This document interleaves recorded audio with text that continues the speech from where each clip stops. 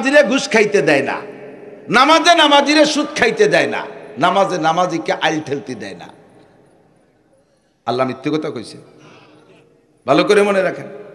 নামাজে নামাজি মহিলারে মাথার কাপড় ভেলাতে দেয় না, নামাজে নামাজি মহিলাকে মুখ খোলা বোরকা পরতে দেয় না, নামাজে নামাজি মহিলাকে অকথ্য ভাষায় গালাগালি কাজাকাজি করতে দেয় না, নামাজে নামাজি মহিলাকে ফালতু কথা দিয়ে ফালতু ছবি দেখতে দেয় না। এর থেকে ঠেকাই ফেলে, কয় যে না মিথ্যে কথা হুজুর।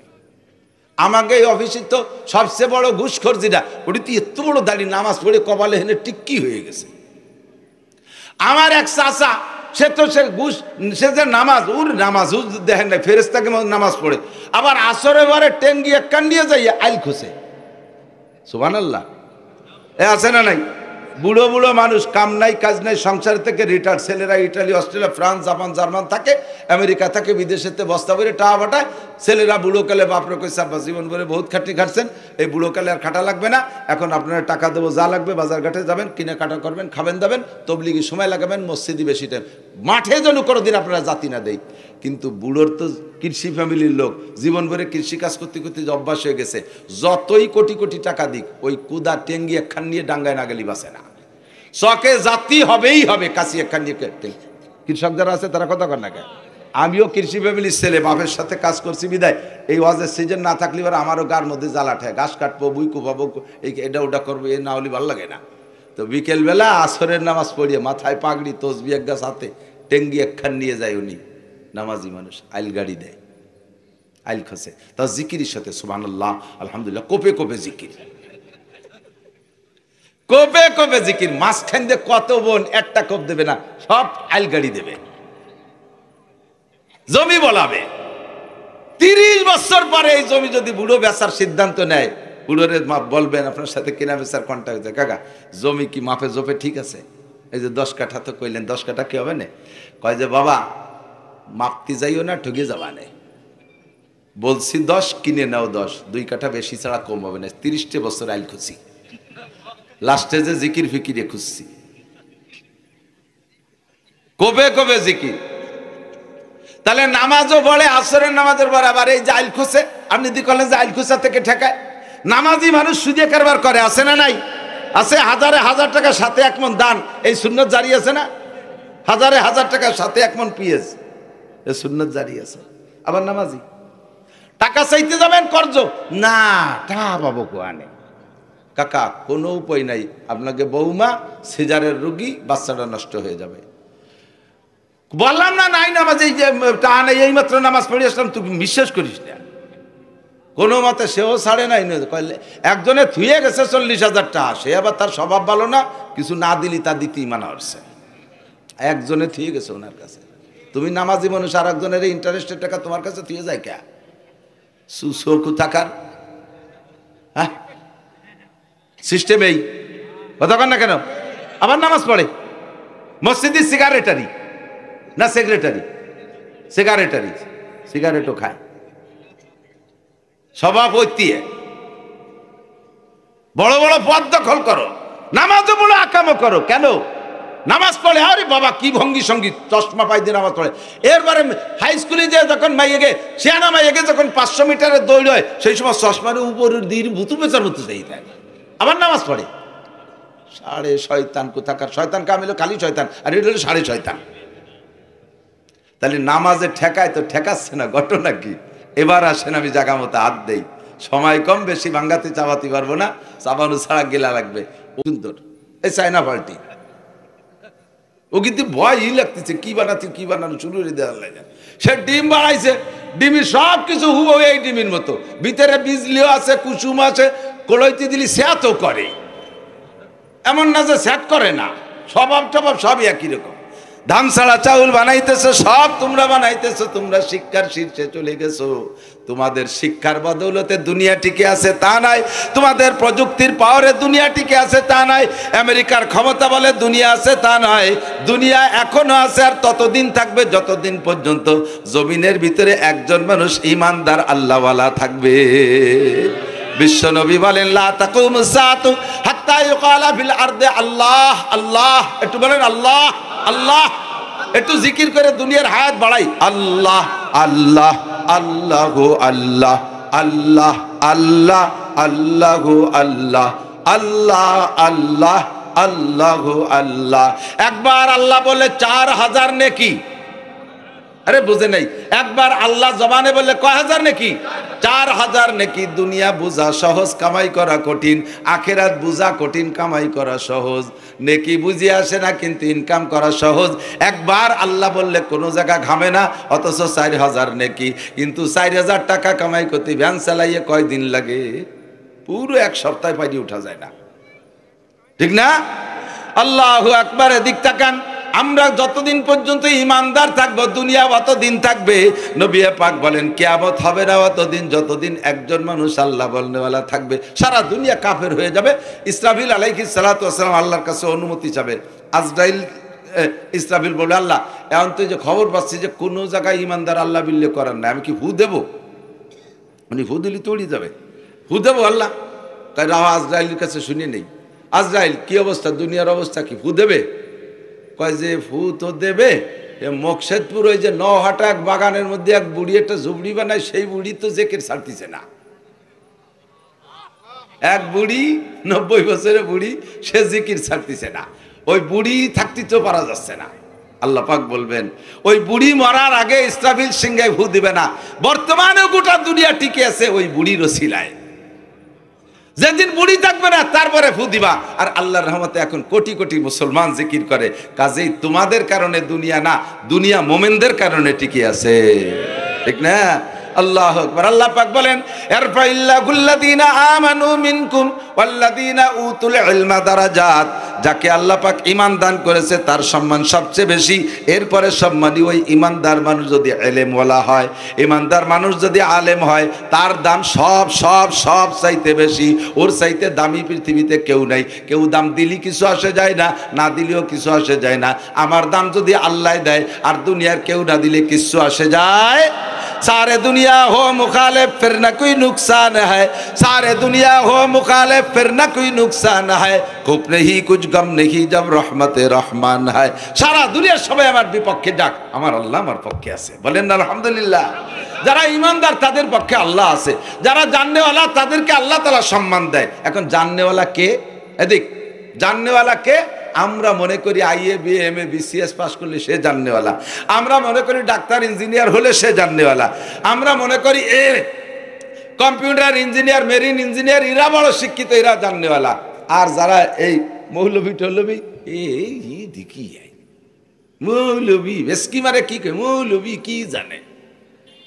তুমি জেনে নাও সারা দুনিয়ার যত জাগতিক সার্টিফিকেট আছে একটা সার্টিফিকেটে বিশ্বনবী সই করবে না। আর কোন সার্টিফিকেট নাই। শুধুমাত্র আজকে সকালবেলা আমপারা দর্শক কোরআন শরীফের আলহামদুলিল্লাহি রাব্বিল আলামিন কোরআন শরীফ দর্শন আপনাকে নবী পাক সার্টিফিকেট দেয়। কি কইয়া? খায়রুকুম মান তাআল্লামাল কুরআন ওয়া আল্লামা। তোমাদের মধ্যে সবচাইতে দামি, বলেন সবচাইতে, সবচেয়ে দামির উপরে কি দামি থাকে? সবচেয়ে দামির উপরে যদি করে দামি কয়, সবচেয়ে বড়র উপরে কি বড় থাকে? একজনটা 4 ভাই ফিরায় সেম বোঝা যায় না কোনটা ছোট কোনটা বড়। তো মাঝিয়ে জন এক মুরব্বী কয়, বাবা তোকে যদি সব কয় বাইরে একরকম দেওয়া যায়, বড় কোনটা ছোট কোনটা তো টের পাই না। ও কয় সবচেয়ে বড় আমি, তার চেয়ে বড় মেয়ে ভাই। সবচেয়ে বড় আমি, তার চেয়ে বড় মেয়ে ভাই। ওরা আবাল না কয়া ভাই? তুই যদি সবচেয়ে বড় হয়, তার চেয়ে বড় আমার মেয়ে ভাই থাকে কি? তার তো কই সবচেয়ে বড় মেয়ে ভাই, তারপরে আমি। তো সবচেয়ে ভালো কোরআন বলা, বলেন সবচেয়ে ভালো। আপনি মূর্খ কৃষক, কোরআন পড়েন, আপনি সবচেয়ে ভালো। ডিসি সাহেব কোরআন পারে না, ওরে এক পাইরও দাম নাই। ওসি সাহেব কোরআন পারে না, আপনি একজন ভ্যান চালানে কোরআন পড়েন, আপনার দাম আল্লাহর কাছে ওসি ডিসি এসপি সবগুলোর চাইতে আপনার দাম বেশি, যেহেতু আপনি কোরআন জানেন। খায়রুকুম মান তাআল্লামাল কুরআন ওয়া আল্লামা। তো যদি দামি হতে চান, আল্লাহর কাছে দামি হতে চান, নবী পাকের কাছে দামি হতে চান, তাহলে আপনাকে কোরআন শিখে দামি হইতে হবে। অন্য কোন তার দাম কবরে যাওয়ার পরে নেই। কেউ কি হাদিস শুনাইতে পারবেন? ক্বালা রাসূলুল্লাহ সাল্লাল্লাহু আলাইহি সাল্লাম খায়রুকুম মান কানা এমএ পাস। হাদিস শুনছেন নি? খায়রুকুম মান কানা আইএ পাস বিএ পাস। কোন হাদিসই পাইছেন যদি কোনো ব্যক্তি ম্যাট্রিক পাস করে তার দুনিয়ায় অভাব থাকবে না? পাইছেন? ম্যাট্রিক পাস করলে অভাব থাকবে না এরকম কোনো গ্যারান্টি আছে? আরে বিসিএস এমএ পাস ছেলেরা ভ্যান চালায় বেড়াচ্ছে, রিক্সা চালাচ্ছে ঢাকা শহর দিয়ে। কত এমএ পাসের রিক্সা আমি উঠছি। তাহলে এমএ পাস করলে চাকরি পাওয়া যাবে, রুজির অভাব হবে না, এমন কোনো গ্যারান্টি নাই। কেউ কইতে পারবেন না বিএ পাস করলে কবর আযাব মাপ। কেউ বলতে পারবেন না হাদিসে আসছে আল্লাহ নবী বলছেন ইঞ্জিনিয়ারিং পাস করলে ডাইন হাতে আমলনামা নিয়ে নিতে পারবে। ওই জায়গায় যে হাসরের মাঠে ইঞ্জিনিয়ারিং কৌশল দিয়ে যে কোনোভাবে আমলনামাগুলো হাতে নিয়ে ফেলবে। পারবে। আর যে লোকটা এমবিবিএস ডাক্তার হবে বিনা হিসাবে জান্নাতে চলে যাবে। বিএ পাস করলে বিদ্যুৎ গতিতে পুলসিরাত পাইছেন কি? মান হাফাজা আলাস সালাওয়াত, যে ব্যক্তি 5 ওয়াক্ত নামাজ সুন্দর করে পড়ে তার জন্য আকরামাহুল্লাহু বিখামসি খিসাল, আল্লাহ তাআলা তারে 5টি পুরস্কার দেবে। কয়টি? 1 নম্বর পুরস্কার যুবক শুনে নাও, প্রধানমন্ত্রী শেখ হাসিনা আজ চাকরি দিয়ে যাইতে পারে নাই তোমাদেরকে, এরপরে আইছে ডক্টর ইউনূস সাহেব, উনিও তোমাদেরকে চাকরি দিতে পারবে না। এরপরে চলে গেছে খালেদা জিয়া, সেও পারিয়ে যাই নাই। আরো যে কেউ আসুক গোটা বাংলাদেশের কেউরে সবাইরে চাকরি দিতে পারবে না। হাতে গোনা কয়েকটা ভ্যাকান্সি সরকারি, সেই কয় জায়গা কয়জনরে দেওয়ার পরে কোটি কোটি বাঙালি যাবা কোন জায়গায়?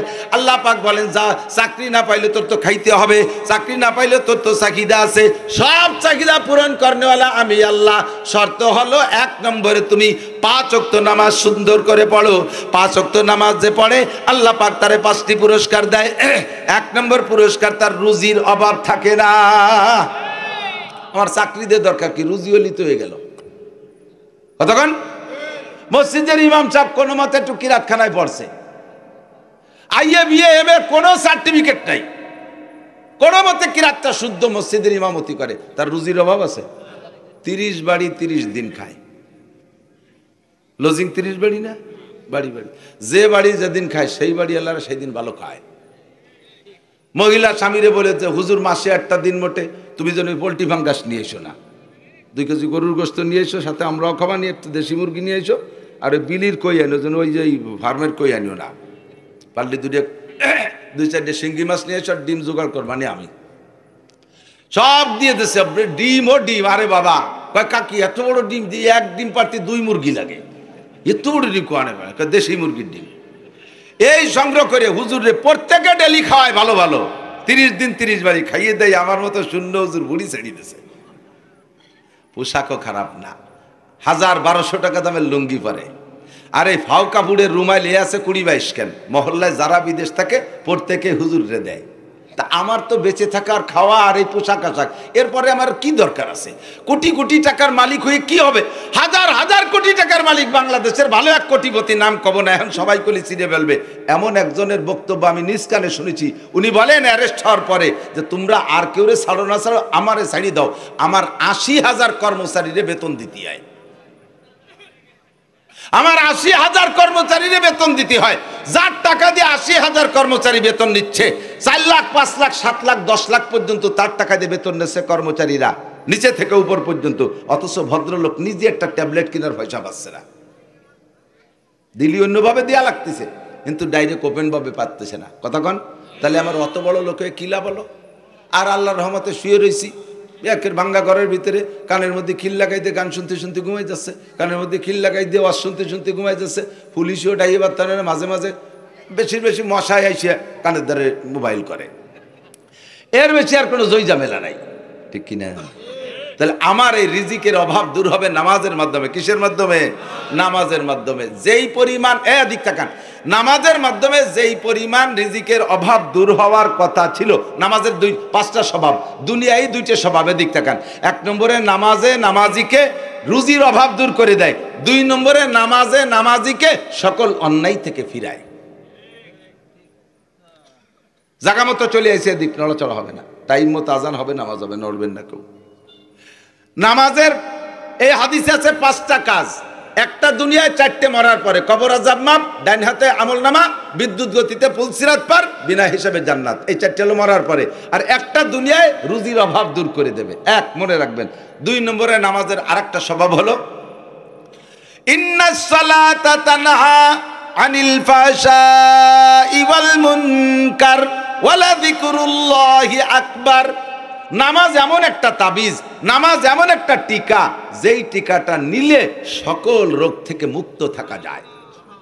মাঝে মাঝে দেখেন টিকা দেয় না পোলাপানকে, টিকা দেয় যে বাড়ি, আগের দিন মাইকিং করে জামাগো দিক তো যায়, দিক যায় কিনা জানি না, অমকের বাড়ি মেম্বারের বাড়ি দেবে, ওয়ার্ড চেয়ারম্যানের বাড়ি দেবে, উল্লেখযোগ্য দিয়ে একটা বাড়ির নাম কয়, স্কুলই দেবে। তো টিকা দেয় যেদিন, সেই দিন সকালবেলা ওই টিকার পয়েন্টে দেখবেন হলুদ একটা কাপড় টানানো আছে, আছে না? ওর মধ্যে মাঝখানে দেখবেন এর একটা বৃত্ত আছে গোল, বৃত্তের মাঝখানে একটা বাচ্চার ছবি আছে, বৃত্তের 6 দিক দিয়ে 6টা তীর আছে, দেখেন আছে না? এই সব মিলিয়ে তর্জমা কি? অবশ্যই আমি যা বলবো তাই হবে আশা করি। বৃত্তটা, এই পুরো কাপড়টা দুনিয়া, কাপড়টা দুনিয়া। এই দুনিয়ার ভিতরে মাঝখানে বৃত্তটা তার হায়াতের এরিয়া, হায়াতের সীমা।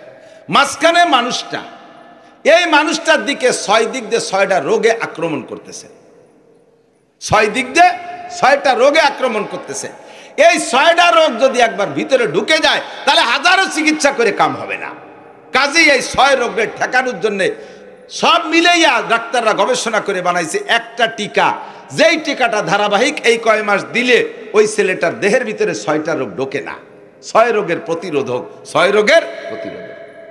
আল্লাহ পাক রব্বুল আলামিনও বলেন তোমার জিন্দেগিতে হাজারো রোগ, তোমার এই গোটা দুনিয়ার ভিতরে হায়াতের একটা সীমানা আছে, আছে না নাই? প্রত্যেকের হায়াতের একটা সীমানা আছে। তোমার হায়াতের সীমানা ভেদ করে তোমার দিকে ঢুকতে চেষ্টা করতেছে শিরিকের রোগ, কবরের রোগ, বেদাতের রোগ, জেনার রোগ, ব্যভিচারের রোগ, দুর্নীতির রোগ, ঘুষের রোগ, তারপরে কি বলে সুদের রোগ, মদের রোগ, নেশার রোগ, আইল ঠেলা রোগ, জাল দলিল করা রোগ, মিথ্যে সাক্ষীর রোগ, মিথ্যে মামলার রোগ, পরের জমি দখল করা রোগ, ডিসিআর কাটে জমি দখল করা রোগ, তারপরে এই কন্ট্রাক্টের মাল মারিয়ে দেওয়া রোগ, টোন মারা রোগ, মন মারা রোগ, সরকারি মাল মারিয়ে খাওয়া রোগ, এই সব রোগ চতুর্দিক দিয়ে তোমার দিকে ঢুকতেছে। এই সব রোগের ঠেকানোর জন্য আমি একটা টিকা আবিষ্কার করেছি। আল্লাহ পাক বলে আমি একটা টিকা তৈরি করেছি, সেই টিকাটার নাম নামাজ। টিকার নাম কি? ইন্নাস সালাতা তানহা আনিল ফাহশাই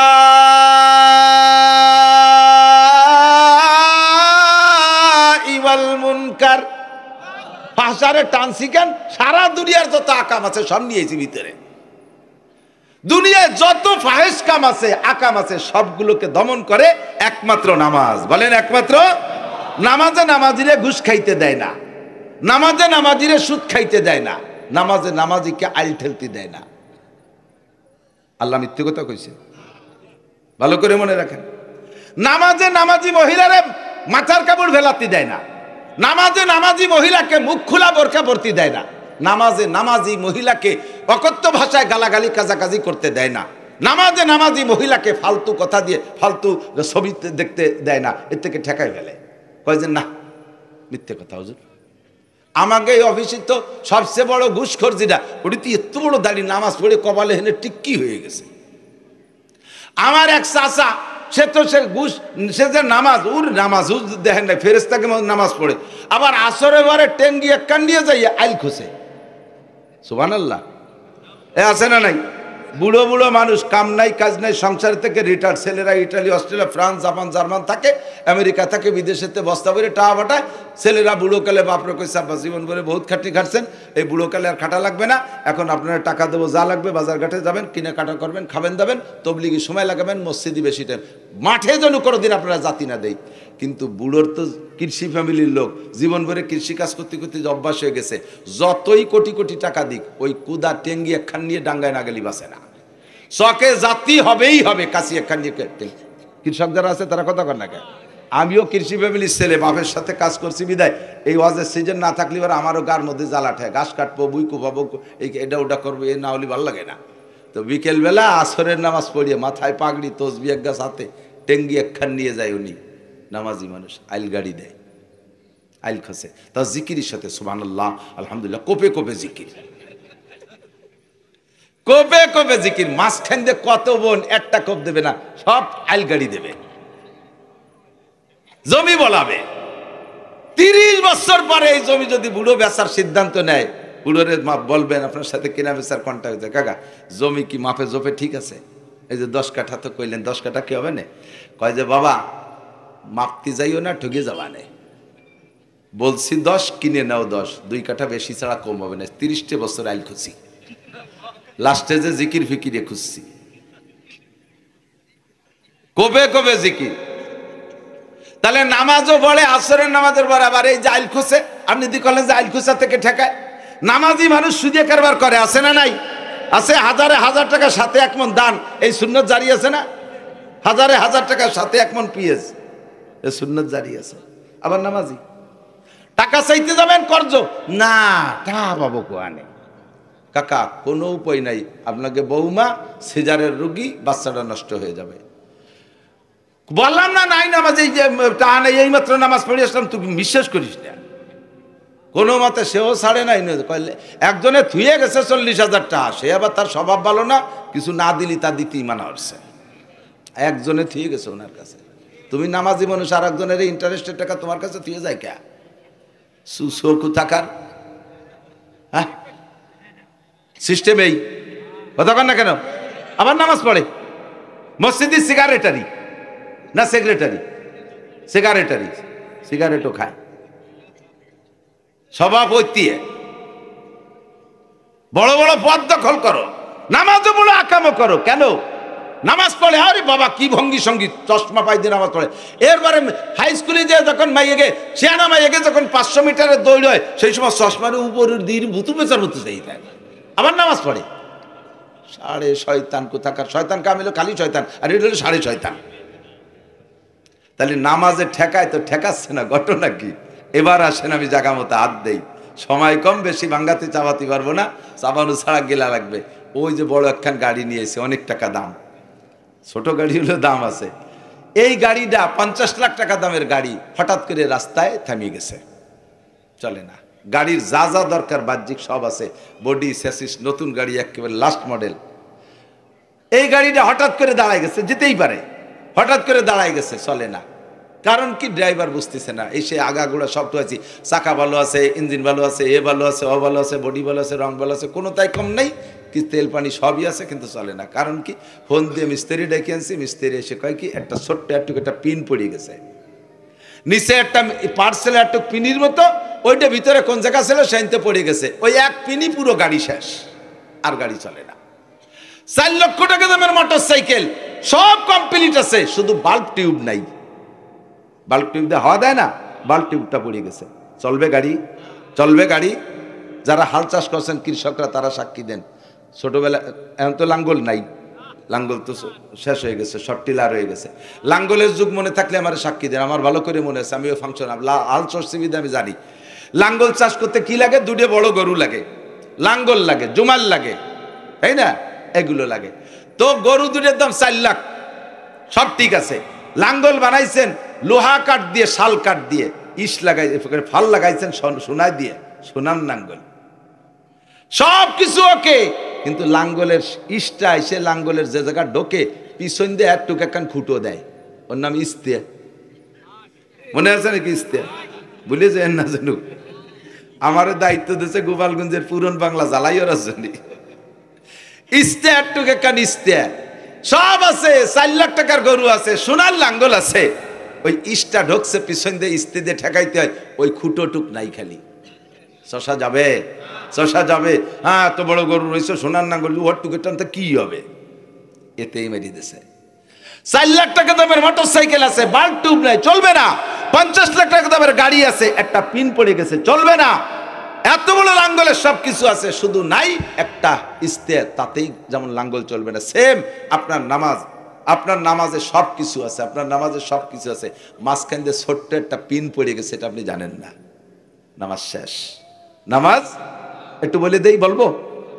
এই যে কথাটা বলবো, এর একটা কথার দাম 60 বছর না, 60 লক্ষ বছর নফল নামাজ ও রোজার চাইতে দামি। আপনার কেন নামাজে আপনারা ফিরায় না? নামাজ পড়ার পরে আপনার অভাব কেন যায় না? নামাজ পড়ার পরে কেন রুজির বরকত আসে না? আপনার দুর্নীতি কেন, দুর্যোগ কেন যায় না? দুরবস্থা কেন যায় না? আপনাকে অন্যের দিকে কেন ফিরাতে পারে না নামাজে? আপনি আগে দেখেন আপনার নামাজটার কি অবস্থা। অজু বানাইছেন, টেপের নিচে পা পাইতে দিয়ে টেপ ছাড়িয়ে দিয়েছেন, পাউ দিয়ে পাউরে ডলি টলি এসে দাঁড়াইছেন, 2 আঙ্গুলের সিপার ভিতরে শূন্য রয়েছে, পিন পড়ে গেছে। নামাজের এই নামাজ হয় নাই। নামাজ যদি এই অবস্থা হয়, তাহলে সেই নামাজে তো আপনার অন্যায় থেকে ফিরেবে না, সেই নামাজে তো আপনার রুজি দেবে না।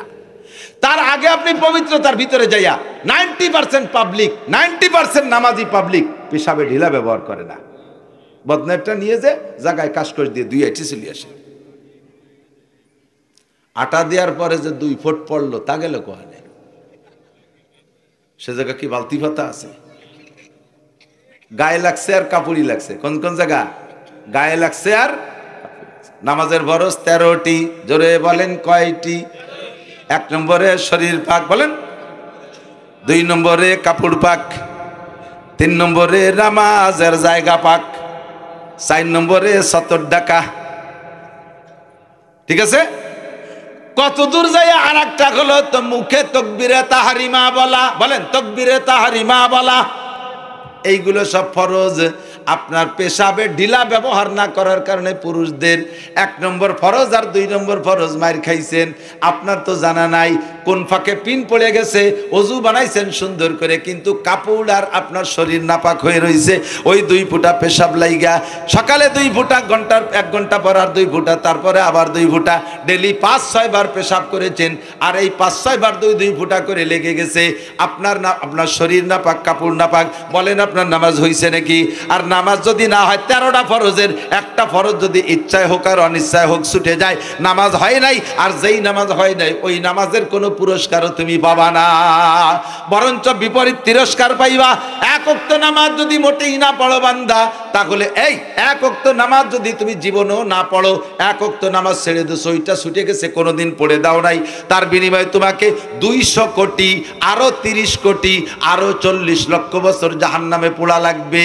1 ওয়াক্ত নামাজ যদি না পড়ো 230 কোটি 40 লক্ষ বছর জাহান্নাম। আল্লাহর কসম, আল্লাহর কসম, নবী যদি সত্য হয় তাহলে আমার ওয়াজ সত্য। ও দোস্ত রে, আপনি নামাজ পড়ার পরে যদি আপনার নামাজ না হয়, নামাজ পড়ার পরে যদি নামাজ না হয়, তাহলে একই পরিমাণ শাস্তি পাইবেন, একটুও কম হবে না।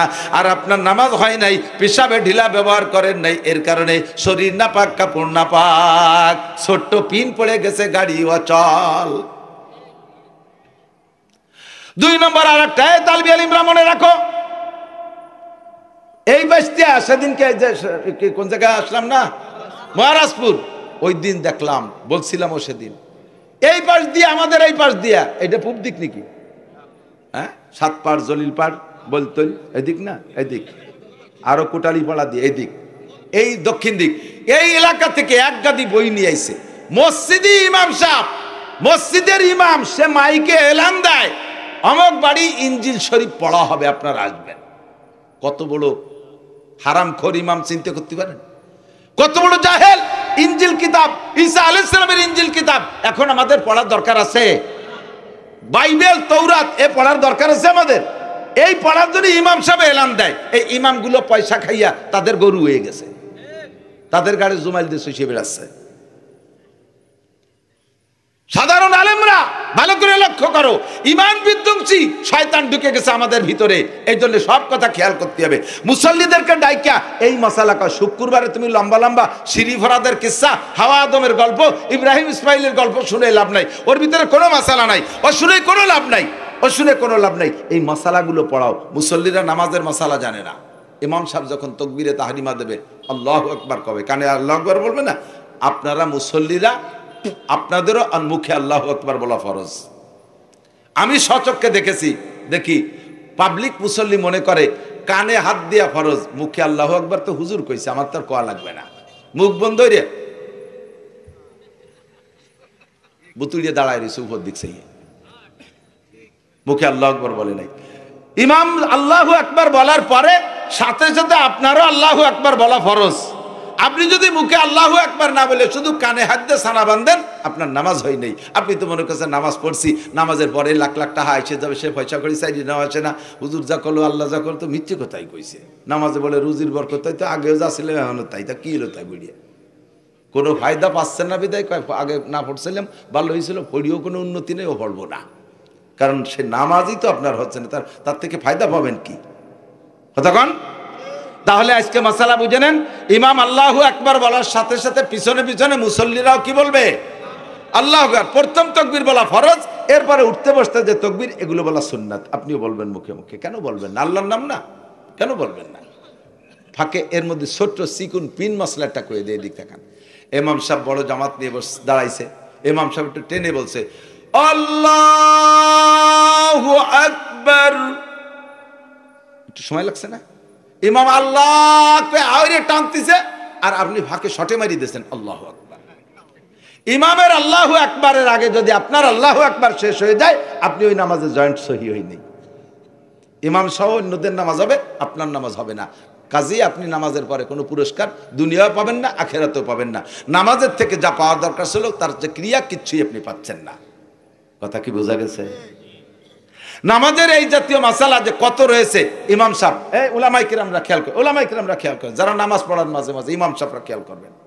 মহিলাদের কথা বলবো, মহিলা মাদ্রাসা তো উন্ডা একটু পাবে, তাতে উন্ডা বেশি দেশে বলবানি। দাঁড়ান, এদিক ইমাম সাহেবরা কিরাতের মাসালা শুনতেছে সবাই? কেরাত কেরাত ইমাম সাহেবরা কিরাত পড়বেন, কিরাতটা লক্ষ্য করে পড়বেন। ইমাম সাহেবরা কিরাত পড়বেন, সূরা ফাতিহা পড়বেন, প্রত্যেকটা আয়াতে ছেড়ে ছেড়ে দিয়ে পড়বেন। একটা আয়াত ছেড়ে দেবেন, আল্লাহ তাআলা একটা জবাব দেয়। আপনি যখন পড়বেন আলহামদুলিল্লাহি রাব্বিল আলামিন, আল্লাহ খুশিতে হামিদানি আব্দি, আমার বান্দা আমাকে প্রশংসা করেছে, এই কথাটা আল্লাহ কয়। আর রহমানির রহিম, আল্লাহকে আথনা আলাইয়া আব্দি, আমার বান্দা আমাকে উপযুক্ত প্রশংসা করেছে। পাশাপাশি তো মালিক ইয়াউমিদ্দিন, বিচার দিনের মালিক আমার কে? বলার সাথে সাথে আল্লাহ কয় সাদাকা আব্দি, চমৎকার, আমার বান্দা সত্য কথা বলেছে। আমি যে বিচার দিনের মালিক, এ কথা আমার বান্দা, তুই সত্যি কইছিস বান্দা। এইভাবে আপনি একটা বলবেন, আল্লাহ একটা বলবে, দুইজনের মধ্যে গল্প আছে। এই জন্য আসসালাতু মেরাজুল মুমিনিন, নামাজ হলো মুমিনের মেরাজ। মেরাজ মানে আল্লাহর সাথে নবীর সাথে গল্প হয়েছে। আপনি নামাজের মধ্যে দেন গল্প করতেছেন, আপনি একটা বললে আল্লাহ একটা কয়, আপনি একটা বললে আল্লাহ একটা বলে, তাহলে গল্প হচ্ছে না? এরপরে 3 নম্বর 4 নম্বর আয়াত কি? ইয়াকা নাবুদু ওয়া ইয়াকা নাস্তাঈন, তোমারই ইবাদত করি, ওয়া ইয়াকা নাস্তাঈন, সকল সাহায্য তোমারই কাছে চাই। দুটি কথা না? তোমার ইবাদত করি আর সাহায্য তোমার কাছে চাই, এর মধ্যে 2 ভাগ। আল্লাহ কয় হাদা বাইনি ওয়া বাইনা আব্দি, এই একটা ভাগ হয়ে গেছে, অর্ধেক আমার আর অর্ধেক আমার বান্দার। বান্দা কইছে ইয়াকা নাবুদু, তোমার ইবাদত করি, এটা হলো আমার। ওয়া ইয়াকা নাস্তাঈন কইয়ে আবার সে নিজের সাহায্য চা শুরু করে দিয়েছে, কাজে ওটুক বান্দার। আল্লাহ তাই কয় হাযা বাইনি ওয়া বাইনা আব্দি, এই আয়াতটা আমার আর আমার বান্দার মধ্যে 2 ভাগ। ওয়ালি আব্দি মা সাআলা, বান্দা আমারটা তো আমি পেয়ে গেছি, আর আমার বান্দা যেটা বললো যে তোমার কাছে সাহায্য চাই, তাকে তা দিয়ে দিলাম। এই সাহায্য সাধারণ সাহায্য, আমি কোনো নাম কইনি কি সাহায্য। আমার যা যা লাগবে সব দেব, আমি কি জানি আমার কি কি লাগবে? সব তুমি জানো, যা যা লাগবে সব দেব, নাস্তাইন। এরপরে কয় আল্লাহ আমার টার্গেট আছে 2-1টা, বলবো? আরে আমি আপনার কাছে শুনতেছি নাকি? আল্লাহর কাছে বলতেছি। আল্লাহ বলবো আমার আরেকটা জিনিস, এটা তো সাধারণ চাইছি, আমি টার্গেট আছে, বলবো? আল্লাহ কয় বলো। কয় ইহদিনাস সিরাতাল মুস্তাকিম, সবই দিবা, সব সাহায্য চাই, তবে আমাকে সঠিক রাস্তা দেখাও।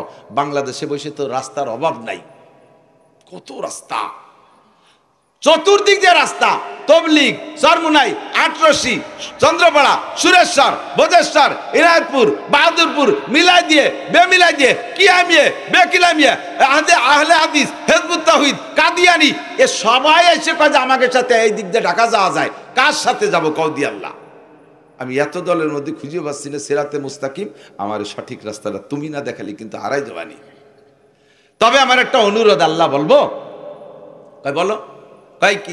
এই আয়াত বলার পরে আল্লাহ কয় ওয়ালি আব্দি মা সাআলা, তুমি যা চাইছো দিয়ে দিলাম। এরপরে বলতেছি আল্লাহ আমার